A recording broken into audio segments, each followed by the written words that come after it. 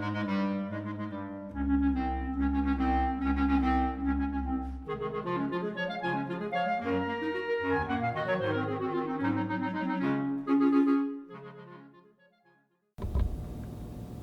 welcome back. So we have, as promised, a more non-leakable pen, and this is the long version of it, and here is the shorter version of it. This is the one that I'm going to be repairing today. This one I've done before, so I know my method works, and I kind of followed some online resources, and I might just use this for some comparison's sake, but it's a nice tight sliding non-leakable pen.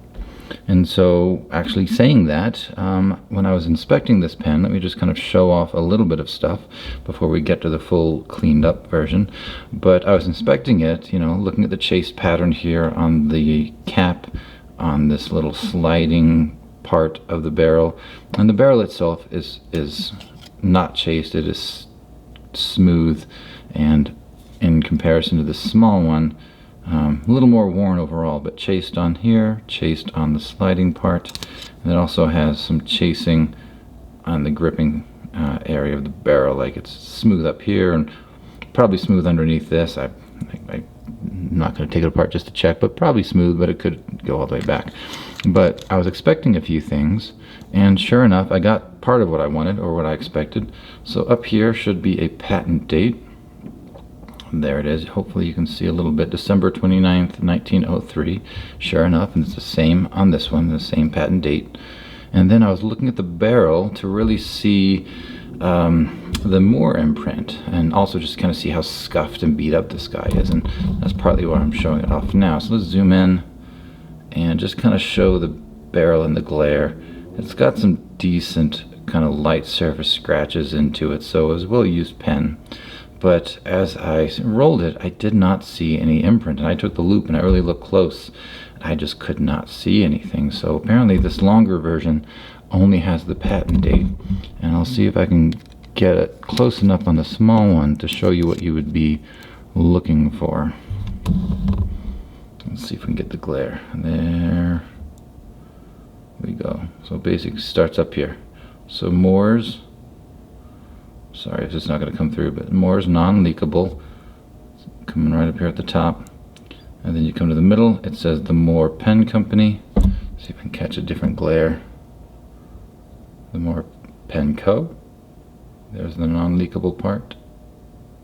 I don't think it says leakable pen, it just says Moore non-leakable. The Moore Pen Company, and then Boston, Mass, USA, and that is it. And this is a clean bit here at the bottom with nothing at the base. So that's what I was expecting, but this one did not give it to me, so a little bit of a surprise, but I guess, you know, variations. So let me focus on this guy. They are not even basically, they are exactly the same, so I have no difference between this little guy and this big one. So I feel like this might be generalizable to these non-leakable pens in general, but you know, I could be wrong, so be aware. I don't know if any little modifications happened over the course of the, you know, 15-20 odd years that they were in service. But if we're going to take it apart, let's go ahead and take the cap off, and that exposes our sliding mechanism. And I kind of took it apart so I could do it, but I re-put it together just to kind of show the process. And this is that broken nib I talked about last time, so he's going to go. And let's pull him back. Then we're going to turn our attention down to this part, and this is a simple, may need a little bit of heat here, but it should twist off this knob, lefty-loosey, righty-tighty, and he's actually decently tight on the barrel itself, so I'm really just turning the knob lefty-loosey, and then he should be able to slide right off. Put him to the side, and then we have our rod, which is now freely moving because I have no packing unit in here because I took it out, so you may have a little bit of resistance if there's a residual cork packing unit in here, so be aware of that.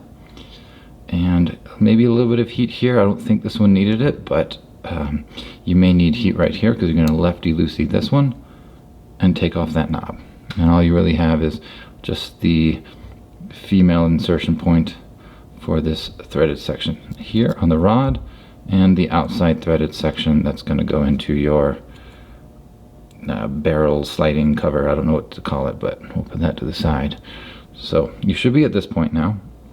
And the next goal is to get the rod out of the barrel, but you have one thing you've got to realize you're going to be pushing against, a little bit of resistance. So if I push this guy up, what we have is our long rod that basically is our super long feed, and here's our nib on top, and within this is a little collar that does two things. It keeps the nib on tight, it kind of friction fits to the base of the nib on the feed itself, and it serves as the stop that abuts the tip here and creates the seal, so that when you turn it upside down, it's not going to leak any ink. So you're going to be pushing this out, and there's going to be a little bit of pressure. So I would say do what you have to do. Heat's not going to expand this enough to make it any easier, but it should, with moderate pressure, slip out. And be careful that when you are pushing these things, you're pushing in line so that the forces aren't going to be askew and kind of maybe break off at end or anything like that. So what I wind up doing with this guy, you know, you could probably try to grab at the front and pull if you can grip it. And this one gave a little bit, like I feel it. There we go. But the other option would be to grab a little dowel, and this one's actually going to work by me pulling it, probably because I've pre-done it. But this is narrow enough to be able to go in, let me show you the bottom, this little washer unit through which the rod goes, but you can use something from the back end and push. And this is what I'm successfully doing. So I'm pushing it now. And you can see that the little collar is still maintaining a tight fit with the nib, and pulling it back. But either it's going to come off, or you can keep pulling it forward, and that'll let you pull the nib out. And then what I'm going to do is I'm going to keep pulling, and the thing that was stopping me was this little collar. So be very gentle. This is fragile, and you can collapse this, break this, and if you break it, you're kind of screwed, because you now no longer have a way to, you know, keep your nib on and create your little gasket up at the top. And what we have is this rod, and we have a little stopping point that's going to keep this from sliding too far back, and it also kind of acts as a little stop, so that within the chamber here, because you're going to have your packing section here, it can only come back so far, so it's only going to be able to come out the barrel from the front. And if it comes out the back, you've definitely broken something, because it has its built-in stop right there. So let me just show you this messed up nib. It had a complete missing tine, so this is going to be non-salvageable. And this is the little collar, very small. And if we were just to slide it back on, it just goes up here. It gets a little bit tight at certain spots, but it's tight enough to kind of feel some resistance up here, and then have the nib slide in under it. So that is that. So again, as with anything with small pieces, have some place where you're going to keep everything so you don't lose it. Let them roll around, but this one's not terrible. So that is it. Essentially, this is our taken apart. Oh, actually, I got ahead of myself. Let's jump back to the back. So this is the back end. So here's a little threaded part for the front for the cap. So this is our back end, and as you see, there is a seam around here, so it must come apart. And sure enough, and for this particular one, I soaked it in some water, some cold water, and I used my hair dryer to kind of expand and soften any shellac or anything in here. So took another dowel, and you can do a couple things. You could either heat, and then use the fleshy part of your thumb to lefty-loosey, righty-tighty it to see if you have enough friction and purchase to get it. I did not, so I wound up having this little dowel that I've whittled down, and it sticks up into the hole, and at some point will meet, and I can get a little bit of a friction fit. Don't push too hard, but just make sure it's solid. And then I was heating, and I was turning lefty-loosey, and I might have to do a little bit of pressure.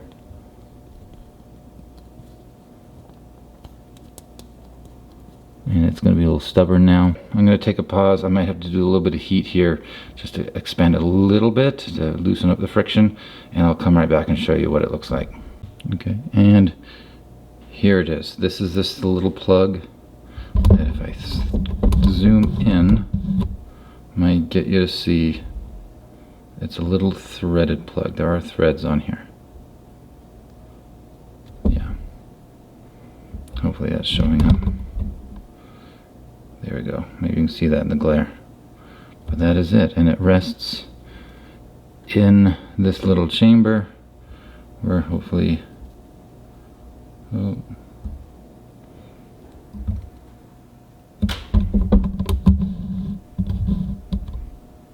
hopefully you can see some threads on the inside as well. Let's see if I can make some sound.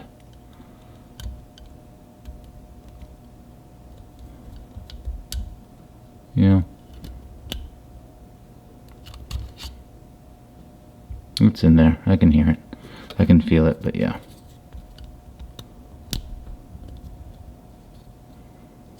It looks like, oh, did I not? I thought I did.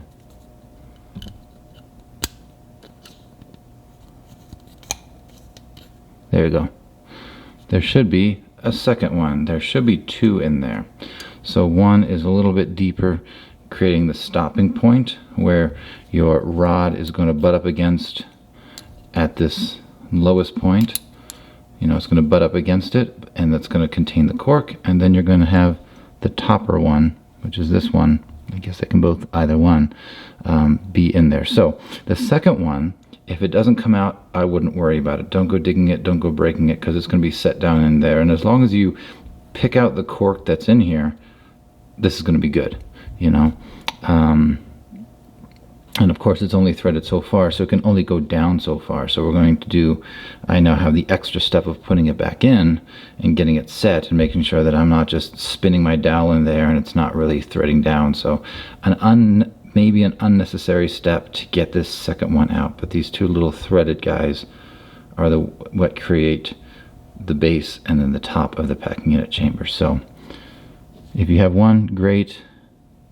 If you have two of them gotten out, great, but I think the top one would suffice. So I'm going to set these aside, and now we have a completely taken apart, more non-leakable pen. So what I'll wind up doing now is, knowing that the barrel has no imprint, has no chasing, I'm going to very liberally just take my micro mesh and just take my time to get this to a nice shine, smooth everything out that I can. For these guys, I'm going to go ahead and just use maybe some plastic polish or the simichrome or something, just to kind of get a little bit of grit out. I have, like I said in my last video, I might, well, I didn't exactly say this, but I have a deoxidizer that I might go ahead and use, and I should probably find a good pen that's really oxidized, that's really brown or yellowy, because this one's okay. It's mostly black. It's not terrible, but I might do the deoxidizer, or just see how the simichrome, how some little polish works on it. Maybe the plastic, because, you know, simichrome, anything abrasive is going to work on the chasing pattern. So maybe something more lightly abrasive, just to see what I can get on the surface, and I can blacken it up that way, because the deoxidizing process is quite messy, quite gooey, and I don't know if I really want that headache just yet. But I'll take my polishes on the chase part. I'll probably just do the polishes on the rod, and this guy, he's the most brown part of the whole thing. So I'm going to scratch my head really much and see if I will decide to do it or not. I mean, I guess it really depends on how it polishes, but I do the polishing first to get off any extra stuff, or just stuff that I don't need to deoxidize that I would be polishing off anyway, and then I'll decide. So we may see this as a super black pen, or it may just come back and be slightly better just with polishing. Then what else? I'll dig around to see if I have anything else that's kind of size similar to this nib, and I might just have to deal with a non-original nib on this guy, versus taking the nib out of here just to kind of keep it original, and just, you know, bounce the nib between both of these until I figure out which one I want to, you know, maintain. But I'll make that game time decision as well. And so when I see you, we'll have everything polished up. Maybe it'll be blacker, maybe it'll be just about the same, but then we'll put it all back together, with the main focus being creating the cork seal that's going to go back into the base. And this one I'm going to use cork on because one, I don't think I have the right size rubber washers anymore, and two, this is super vintage, and I don't know, I think I'd like to keep this one cork if I could. So I'll bring out some cork, we'll do some shaping, and we'll see what we can do. So hopefully this will be a quicker video, and I will see you in a short amount of time. Alright, so I want to do a little bit of an update because I've done some work. I did all my polishing, and we'll show that off in a little bit, but I want to tell you about the corking process because I'm going to use cork in this.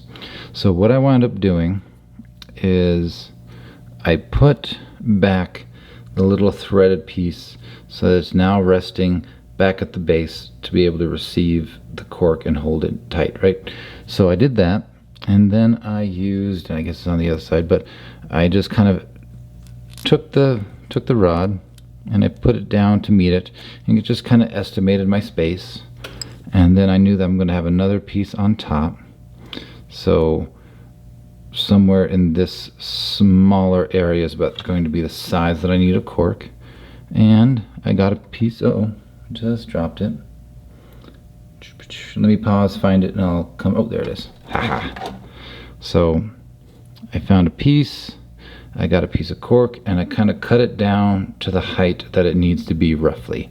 So I have this little tool, and you could use exacto knives. I just happen to have this because I've done some housework, but it's like a little micro blade that has a lot of little serrations, so it's able to do some fine cut work. So I just use this little miter box, and you can just hold it, but you get your cork, and this particular one happens to be cork from a bottle of wine, so I know it's of a quality and type that will be watertight, and so I think you can probably get by. There are different grades of cork that you can buy. I'd say do a little bit of research and see if you can buy some. You can buy packs of cork just to be able to have them, but I think wine corks, if they have that kind of good water seal capacity that aren't just like already like a waxy thing, you could probably deal with. And this one is just a nice composite cork. And so, you know, I had it, I think I actually ditched the miter box, but I kind of cut it down to the width that I think I needed, pretty close, because you can always sand it down to get a little bit thinner. And then what I did with the larger piece of cork is I took the back end of my barrel, I placed it down, and I just traced out the diameter, so that I know, so I don't have to start too big and do a lot of sanding. So I just kind of traced out the circumference of the barrel, and then I took this again and just kind of cut down little tangents around the circle to kind of get its shape. So if this were in the cork, I just kind of cut that way, then I cut that way, then I cut that way on the lines, and so it rough shaped it. And then what I did is I took, this is 150 grit sandpaper, and I'll tell you a good learning point. So the cork is going to have a grain to it, the length of the cork. So at first, when I sanded, I was kind of going any which way, just as I could clutch it, just kind of side to side to kind of get off those edges that I created, and that just kind of ripped the cork. So the second time, I just kind of went up and down with the grain, and that's preserved it. So I would just kind of, you know, go up and down, rotate it, up and down, rotate a little bit, and you can shape it to a nice little circle. And I kept doing that, and within just a matter of minutes, honestly, because it was already close, I got to the point where I've been able to find a diameter that I can push this down. It's got a little tension to it, but it compresses and it squeezes down, and it fit nicely. And I just didn't want to leave it seated in there because I'm going to do another thing. The next process will be, I'm going to go take a little bit of mineral oil and just let this soak for about 24 hours to really get in there and kind of get this a watertight thing before I finally pack it back in. I'm going to seal it off at the top, and then I'm going to take a drill bit and just kind of drill myself down in there to kind of get a core through which the rod is going to slide back up into it. So this is the quick rough shaping. There's probably better ways to do it, or other ways at least, but this, you know, for one-off pens, get yourself a sliver of cork that's about the same depth that you want, and, you know, trace out the side and whittle away the edges and just kind of feel it, get it close. And you can do calipers, you can do a little bit more finesse than I have. And I will say another thing, I did this a few times. One lesson I learned was go with the grain. The other lesson I learned was, and this is why I'm going to say the hole for the end, is initially I had started, with my bigger piece of cork. I took a drill bit, and I think it was 5/32, gets you to about the diameter of the back of these rods. And I drilled through it and tried to see if I could make that my center and then trace my thickness or my circumference around it.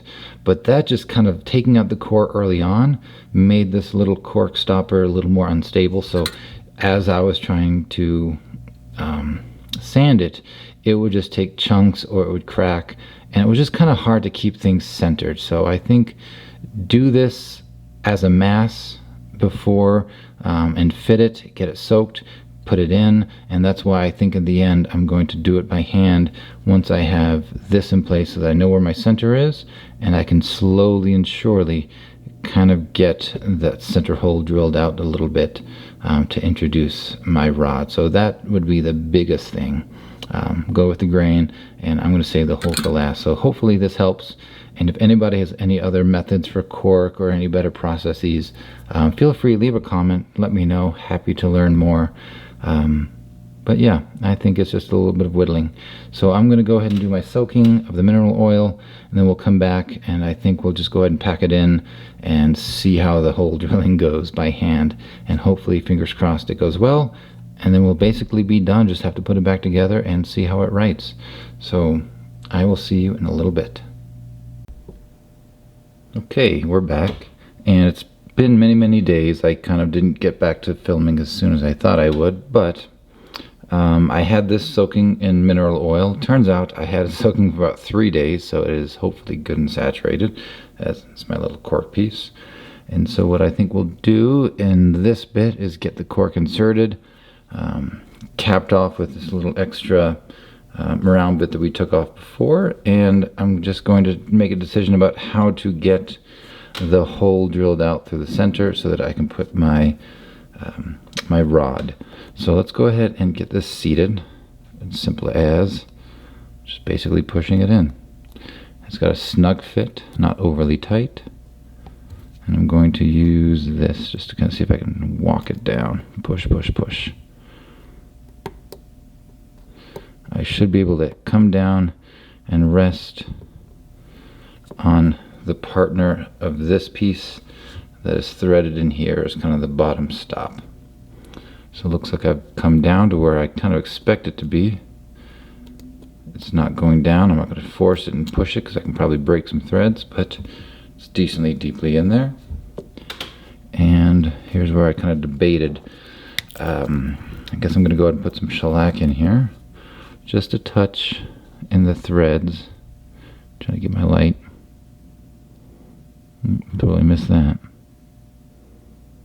I'm just going to touch it. I'm not going to try to wipe too much around in there because the threading itself will kind of spread the shellac. So I'm not going to go crazy with it. I can get it started.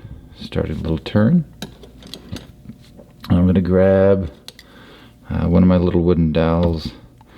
That kind of gives me a little bit of traction and allows me to turn it. And looks like I've already sunk down a little bit below the lip, so I think this was a decent size. Let's see if I can do a little bit more. I'll use my thumb, but I don't think I have to be too nitpicky about it. Looks like it threaded. It threaded levelly. It has a level top to it, and yeah, I can't really undo it, so I think we've committed to this. So I've now got that back in there, and now we have to deal with the cork. I need to get a core in there so that I can thread this through, and this is the way I'm doing it. I may have said this in the other section, but I found that when I had the hole first and was sanding it down, filing it down, whatever you want, it just kind of made it unstable, and I kind of kept crushing and collapsing it. So to me, this is why I'm going to do this part now. So I've got a selection of drills and drill bits, and I found that 5/32 drill bit size would give me a tight fit around this when I kind of did that pre-drilling stuff. So do I start with that size and try to just hand drill it, hand turn it through it? Or, because what I'm afraid of doing with this is just taking chunks out and just pulling cork out that should be intact. So if I start smaller and work my way up, maybe I can avoid some of that. So that's, I think, the route I'm going to do. So I'm just going to go ahead and start kind of hand turning. Oh, that just went right in. That's, yeah, it's just so soft in a way, so I don't want to do anything unnecessary. So I'm going to hand turn, and it's gone through. I'm through the other end, so I can really push it in. And I have a bit of a hole. You can hopefully see it. Zoom in just a bit so you can kind of see that. So I'll take it up a size slowly and just see what I can do. Same thing, I'll just do some gentle turning. I don't want to push it too hard.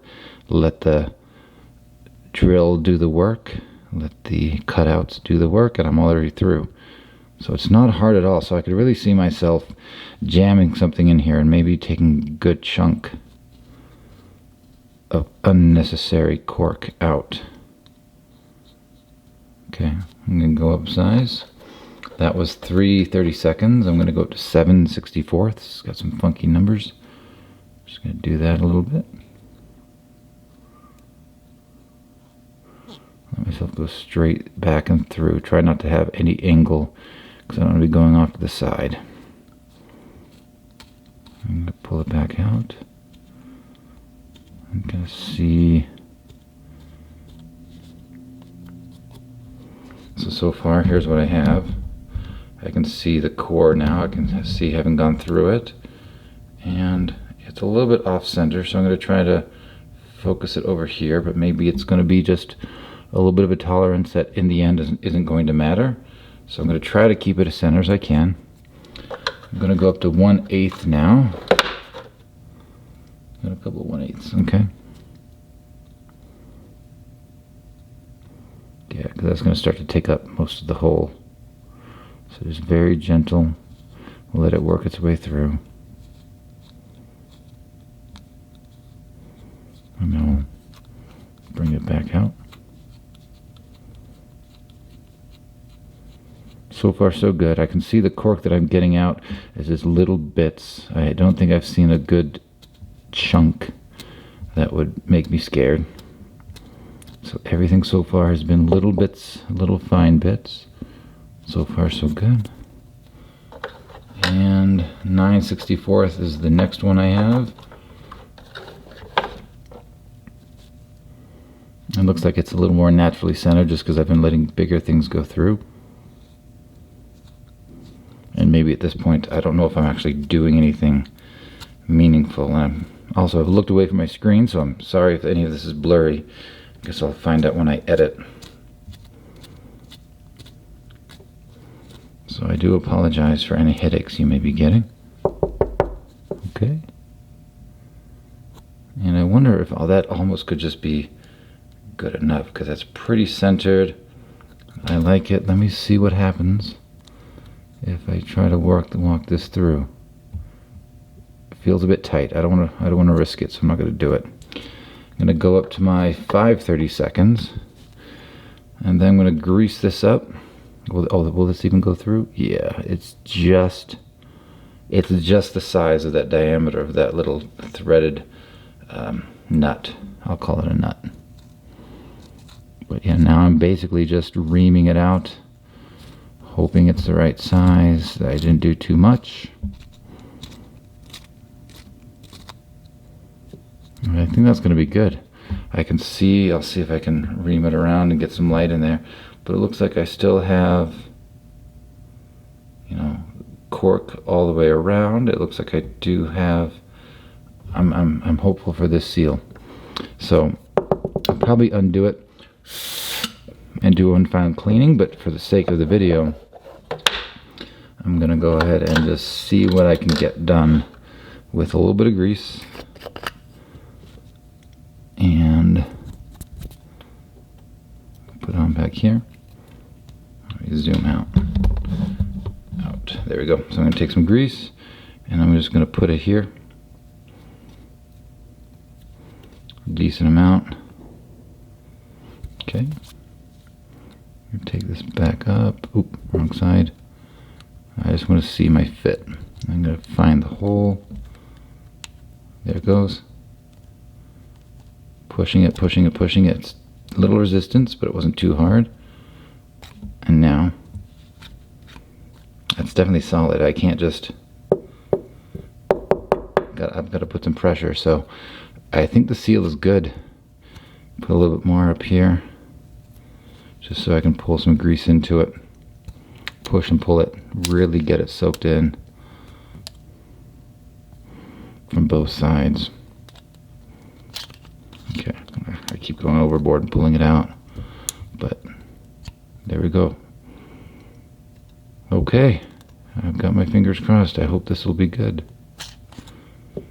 Okay, so let me go ahead and mime what I'm going to do, because I'm going to take this apart and do one good cleaning, make sure all the dust is out of there. But let me go ahead and, just for the sake of not doing a cut, show what we're going to do. So basically, we have to get our nib on. So we have this little collar, and we have our nib. And I did wind up taking the nib from my other Moore pen, and I just did a little bit of straightening just to make sure it worked good.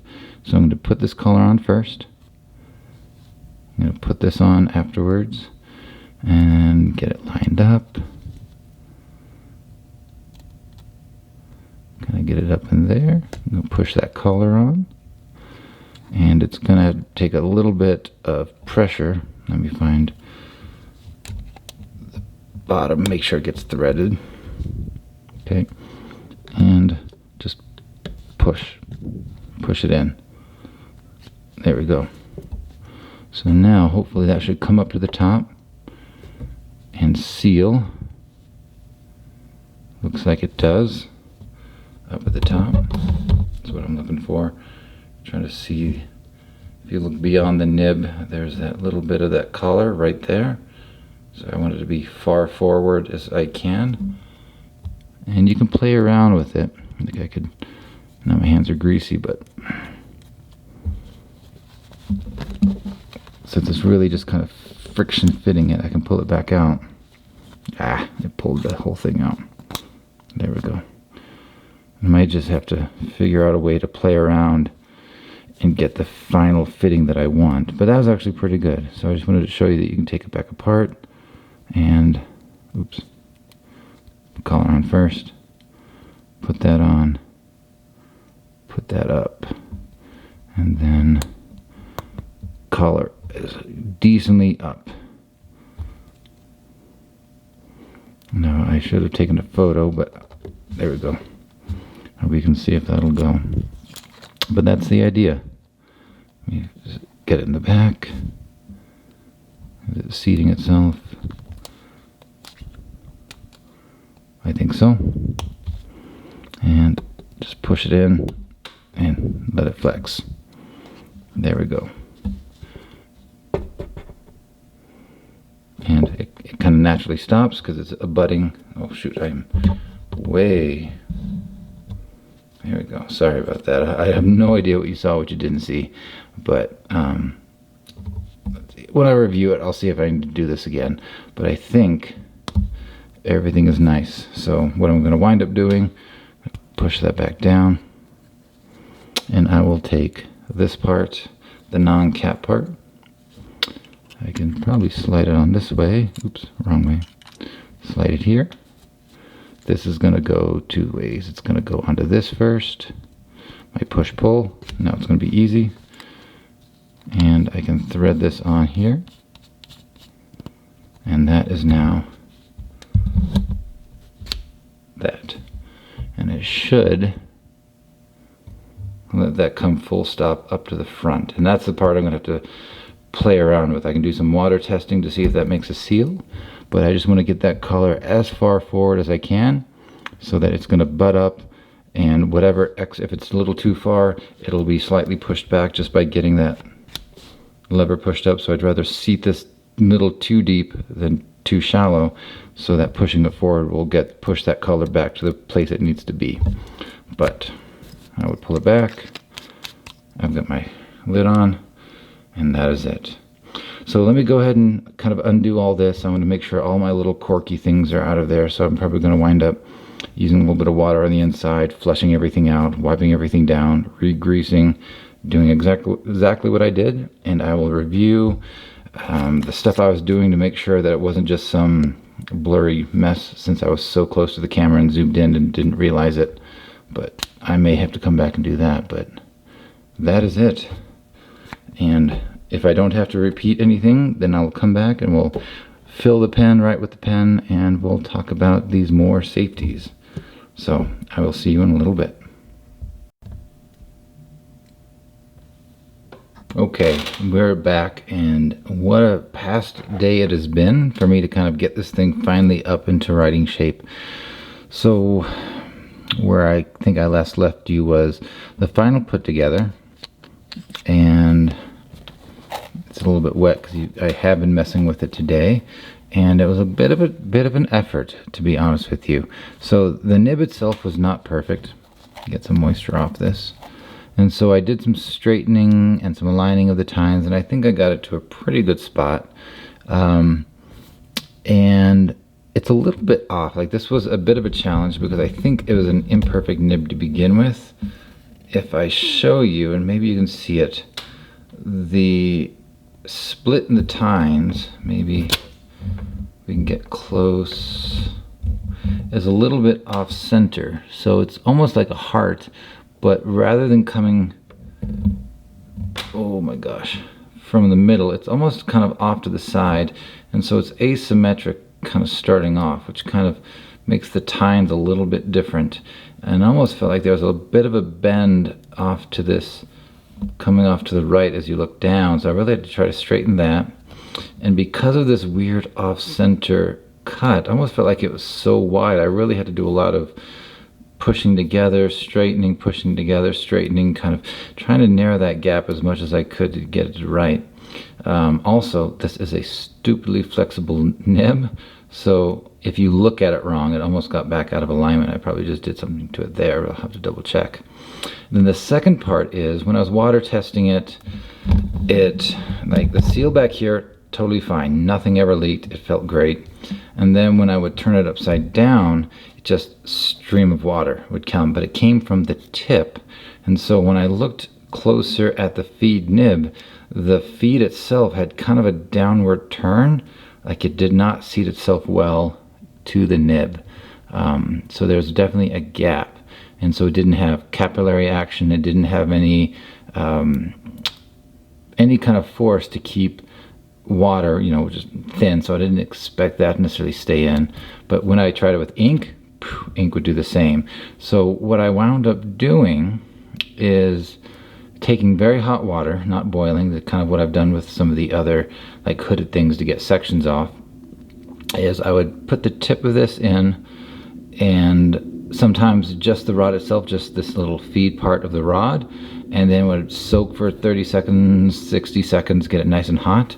And then I would kind of put a little bit of pressure just to try to undo the bend, or at least bend the feed upward, just gentle pressure, and I would hold it there as it would cool. So I did that a few times. I even did it with the rod out of this pen. I mean, the whole time I did it with the rod out of the pen. But I would put the nib back on, put the collar on, and then kind of hold and see if I could do any molding of the feed to the nib itself. So I did that quite a few times, and I finally got it to the point where I don't visibly see an obvious separation. So I think I definitely lessened that downward bend. And when I would fill it both with water and with ink, I could hold it upside down and nothing would come out. So I think I've got it to a passable place. And I might spend some more time on it just to see if I can get it a little bit more perfect. But I don't know. Sometimes the more you do, the more you meddle, the worse it can get. But it'd be nice if I could do the feed a little bit more, and or maybe at some point in the future, or if I get better, do a little bit more straightening and smoothing of this nib, and maybe I can do the heat thing again and get it to contour a little bit better. But I think I'm in a good place, and I think it's worth showing you now. And it also made me think, well, you know, water's not very viscous. It's water, it's the standard, right? And so the ink I was using was a J. Herbin, so, you know, it's a good ink, but it's not thick, and it's, you know, like if there's any little gap in here, maybe it'll leak out. So knowing the fact that these safety pens and safety pens in general, because they are just so open nibbed, open feed, they can take an India ink. I thought I would try that, and maybe a thicker ink in this with a possible, like, not the most perfect seal between the nib and feed. The thicker viscosity of the India ink might actually help me out. So, you know, I don't get to play with my India ink very often, so I thought I'd give it a shot. And I thought I could go with red or blue. I have a couple options, but you know what? Because I don't want to have to keep taking this apart and worrying about cleaning it, I'm going to stick with black, just to make my life a little bit easier. And this India ink that I have is called Cali Jet Black India ink. It says non-clogging pigmented waterproof calligraphy ink. So hopefully it'll be well. So give it a shake. And let's see. But oh yeah, before we get into this, I get way ahead of myself. So I've been handling this so much, it's been in the water. I polished it last night, but let's go ahead and see if we can, oops, that was almost a no-no. See if we can show it off a little bit. So let's see if we can get some good glare in there so we can still see. I'll flash it but not spend too much time. Patent December 29, 1903. And we've still got a pretty nicely intact checkered pattern. The color came out pretty well. Nice smooth top. We have our barrel. Again, I double checked everything.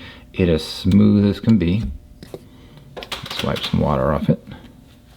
No, it doesn't say Moore's non-leakable. It doesn't have anything. So I wonder if this makes it a later model, possibly. And I'll say another reason why. Well, I guess since I switched the nibs, I can't say that. But here we go. We also have this nice verpust gold band on the shaft here, or the sliding barrel. Because I'll call this the barrel, this the shaft. I'll call it that way. So barrel shaft.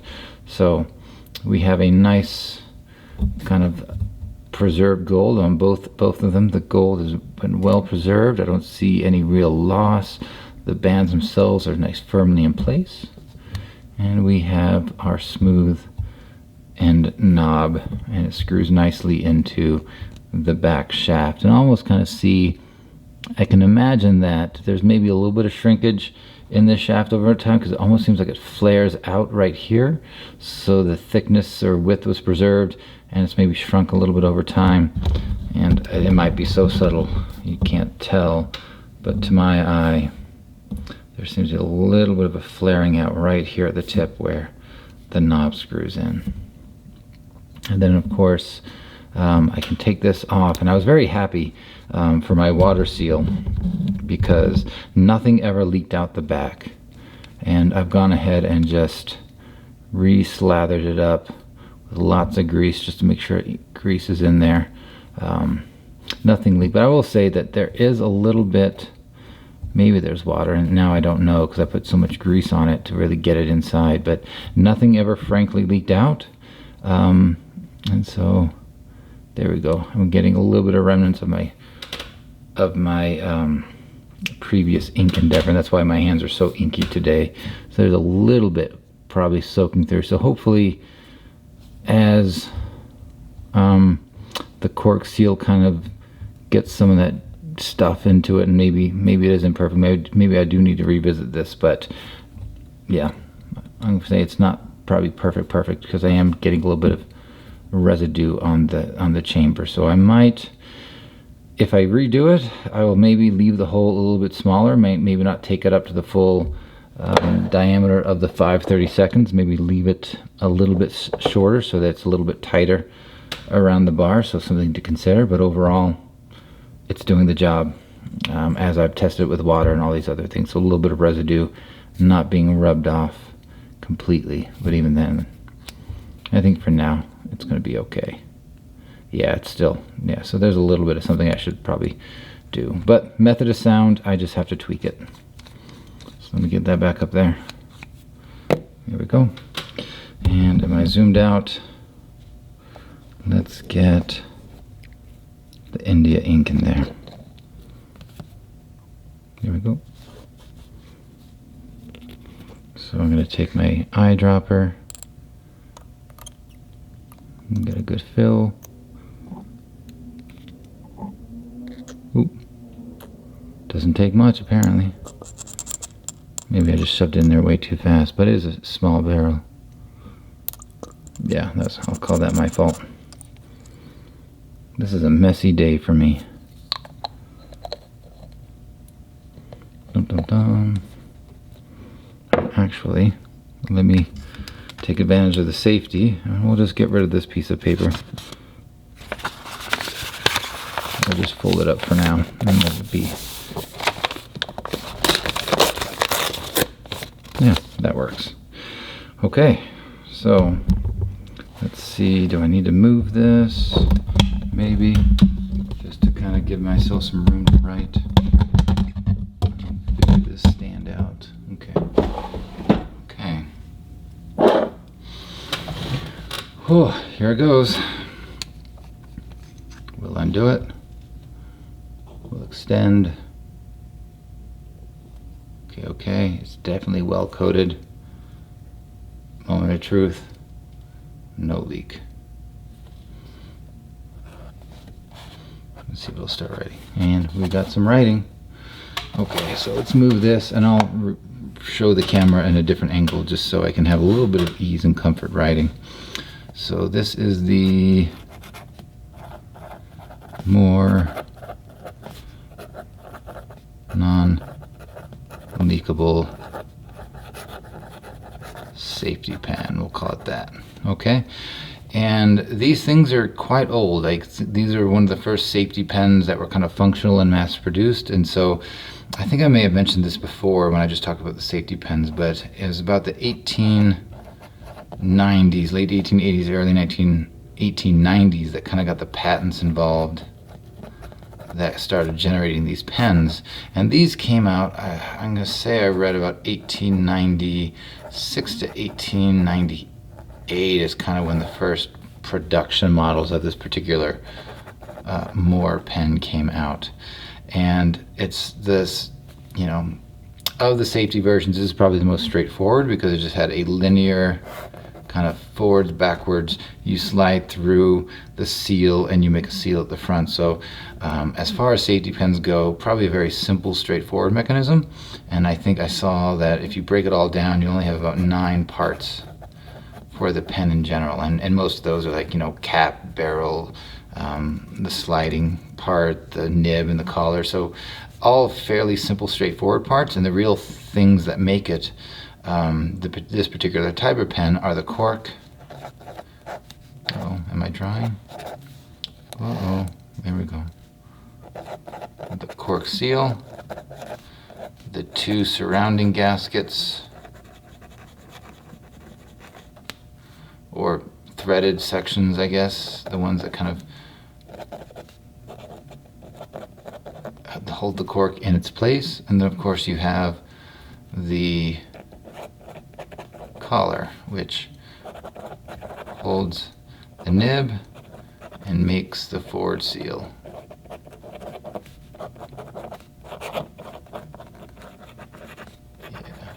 So apparently, I mean, this is originally the American Fountain Pen Company, and it was just using the patents made by this guy named Moore. And so they made pens just like this up until, I mean, they made this particular safety pen, or variations of the safety pen, up to the late 1920s. So this was like a super long running version of pens back in the day when lever fillers and button fillers were starting to come into their own, but this one persisted. So there's a little blurb, I think it was maybe on Anderson Pen's blog, that this is probably one of the most successful kind of lines in general. Maybe not, you know, I don't know numbers wise, but for duration, it lasted. What else can we say about it? And I think the Moore company became the Moore pen, because if you look around, you'll see lever fillers, you'll see other things. And so this particularly, the American Fountain Pen Company reorganized. There we go. And I think this is the issue with India ink. If you don't use it, it will dry quickly. about 1917 is when they became the Moore Pen Company. You know, just used his name. So I think the shorter pen that I took this nib from, probably a later model. But for this one, I honestly can't say. But you know, being a longer model, maybe this is also probably 19 teens-ish, 1920s version. So I'm gonna guess I have some later versions of this. Oh, what can I say about it? So that's kind of it. I mean, they phased out in the late 1920s. There's a bunch of cool little variations. You know, do they have overlays? Are they short? Are they small? Are they long? Different ways of doing the sliding mechanism. So they come in quite a few little varieties. They even had mottled red hard rubber versions of them. So there's decent collectability about it. And I was going through the search, and I guess, you know, maybe people are kind of getting wise to the coolness of safeties again, but they're not as cheap as you think they'd be, because like, who the hell do you see using a safety fountain pen in their everyday life? But you know, these are fetching several $100s at a pop, especially if they're repacked and everything's kind of refurbished on it. $200, $300, $400 depending on the model. And even there's some I saw just missing a cap or missing a piece or not with a nib. They're still asking $150, $200. So they're not cheap pens. They're kind of, you know, commensurate with as many kind of entry-level pens that people would get just a modern fountain pen. So surprisingly more expensive than you think, which sucks for a guy like me who just wants to buy up old ones for cheap and fix them up. But anyway, so let me just go and talk about how this guy writes. And I'd had to do a little bit of nib smithing on this nib myself, so I really had to burnish it, smooth it, and try to get it as flat as I could to make this contouring happen. So I think I was helped by the fact that this is a super flexible nib. It's very like butter. I don't know if you can see, but I don't know if you can see in between the ties. You see me just open those up. That's not even a lot of pressure. It just opens right up. And let's see if the India ink will show us a good spread. But let's see if this is I do think it is a fine nib, and it's maybe scratchy. It's got some tipping on it. The tipping's not gone, but I wonder if just a very tricky alignment makes it feel a little bit more pen on papery. Like I don't want to quite call it scratchy, but it definitely has more feedback that you could kind of get away with calling it scratchy, but not in a bad way. So horrible way of talking about this, but you know, I'll leave it at that. And of course it is fine, so the more fine you get, you do kind of get that almost scratchy sensation, but it's not. I don't feel this is unpleasant, so I'll leave it at that one. But being a fine nib, it's also stupidly flexible, so no pressure. Yeah, it's just like boom, look how fat that got. And that's really nice. That India ink, I guess being thicker, can let that really spread. Ooh, I was a little too aggressive. Boom. And it picks right back up. So super springy. I kind of like that about it. And it's just, you know, I'm not even trying to think about it, but just gives the writing so much more character. And actually, I'm quite impressed with this India ink. I think with the issues I had, I might stick with India ink with this guy. You know, being conscientious that if you do kind of sit there, you might have to like re-dip it to wet it again, bring it back out, and hopefully start writing if the India ink gets a little bit dry. But that's pretty good. So if I do a good sentence,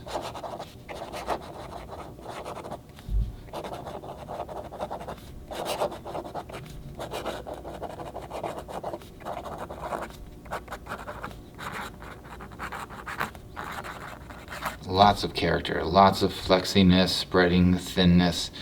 It's got a good dynamic quality to it, so I really like that. And side strokes, up and down strokes, reverse. It can do it. It's digging a little bit. Not one that I think you would need to, because just use the darn fine nib. What else? How fast can it go?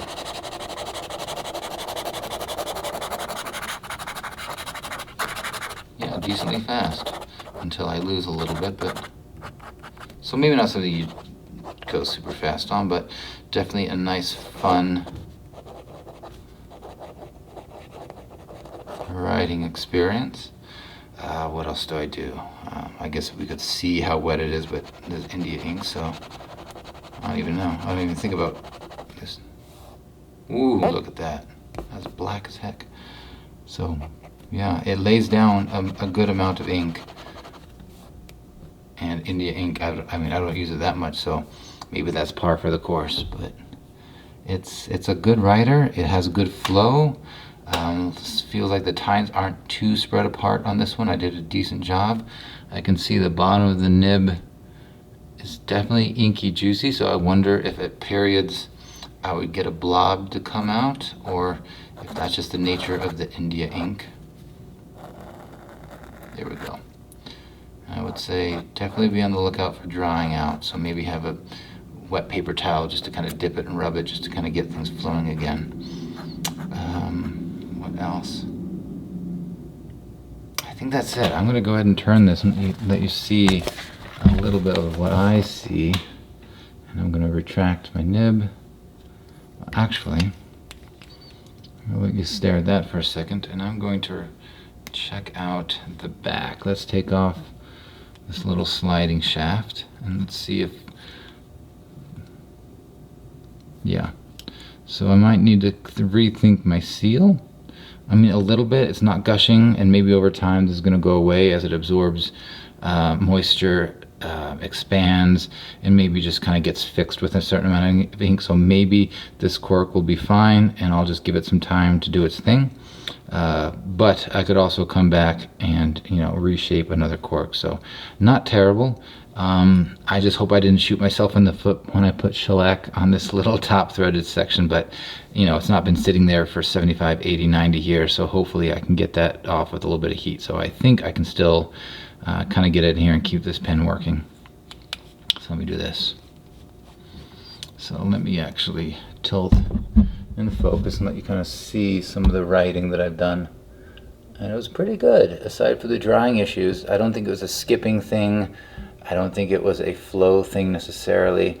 I think it was just a dry issue, but you know, it was quickly fixable. And when I was writing consistently, I wasn't getting the skips. I wasn't getting it, which is why I think it's more of a drying issue for the ink. So there we go. And any last thoughts? I love it. I mean, the older the pen, the weirder the mechanism. I think I fall in love with these things for that reason. It might not be one I carry around just because I would be afraid of, you know, if this is in my pen case or holding it, like something's going to jam this up and crush my nib into my cap, or heaven forbid it gets cracked and leaks a bunch of ink. So this is one I would probably just enjoy writing with, but in the leisure of my own home. I don't know, the older it gets, the more these black hard rubber ones, I kind of get a little bit scared of taking them out just because I don't want to risk it. But, you know, I'm a fountain pen, I say I'm a collector, but I'm also a user. I don't want them just to be gathering dust and looking pretty. You know, and I waffle about that, thinking like, oh, you know, if I use it, I'm going to ruin it eventually or something. And really, if I'm trying to keep these for posterity and preserve them, should I be using them? But I don't know. I mean, their whole point is to be used. So even though this is a probably, if I'm going to say late 19-teens, 20s, I'll call this a 100-year-old pen. And there's just something romantic about writing with a 100-year-old pen that just kind of still does it for me. So I would use this. I am not a let it sit there and be pretty. Let it sit there, be pretty, but also be used. Anyway, okay, I'm going to ramble on too much, make this video too long. So I'm glad we were able to do this. Things I would tweak, maybe not drill quite so close to diameter of the rod through the cork, so maybe keep it a little bit tighter. So that's probably going to save me there. The nib, these old nibs can be, you know, it's a 100-year-old nib now, super flexible, easily to be beat up, easy to be cracked, easy to be bent. So you might have some variability in the quality of the nibs you get with these. So I would say if you're going to buy one, check out the nib big time, because that might mean you can fix all this, but without the right nib or a nib to fit it, you just got a pretty barrel. So that would be the thing to double check, I think. But yeah, let me leave it at that, and I have no idea what I'm going to do next. I have so many little project pens, I just need to pick one and do it. And I guess it'll be a surprise for both of us. But thanks for coming by, thanks for listening to my ramblings, and sorry everything is so messy and a little imperfect, but that's kind of the way it goes. But I will see you next time.